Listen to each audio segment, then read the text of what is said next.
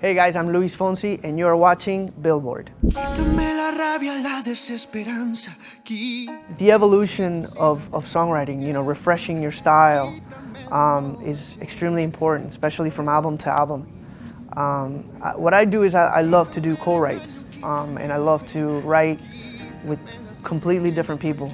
I have my favorites. I have people who I love to write with because it's always an experience, and it's just always easy because we sort of see eye to eye. But I think it's also important to go out of my comfort zone and to kind of work with somebody who's completely different than I am.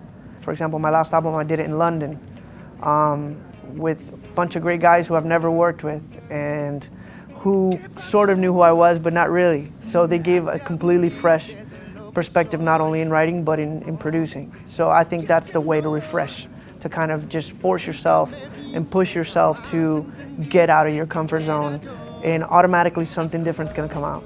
El que conoce cada línea de tu mano, el que te cuida y camina a tu lado, todo cambió por ti. There's no such thing as proper ingredients for a hit. If it was that easy, everybody would have hits. I think there are lots of factors that just go with time and I think a little bit of luck also. But obviously you have to have, the basics. You have to have a great performance, you have to have great lyrics, you have to have great melody. But as far as from that great song becoming a hit, that's just something that's always sort of been out of the songwriter's hands. That's just magic. I mean, I know it sounds a little cliche, but that's what we look for. When all the stars align, when the lyrics and the music and the melody and the time and the correct artist, correct voice performs that song, then that's when the magic happens and hopefully a hit comes out of it. ¿Cuánto cuesta tu alegría?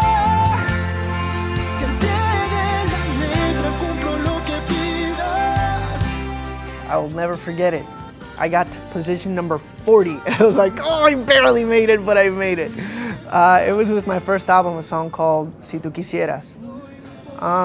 And I was starting out, I really didn't have any, I wasn't really pushing for it. It was just sort of, it's my first album. Hopefully, I'll make it to the top 40.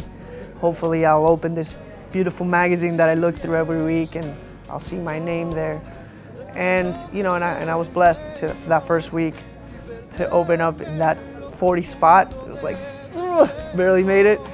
But then I got a little higher with that first album, thank God. And then from there on, my second album, I was blessed to have a #1 with a song called Imagíname Sin Ti. So from then on, it was just a dream. And so it's very important to see your name there. It's a blessing. Imagíname.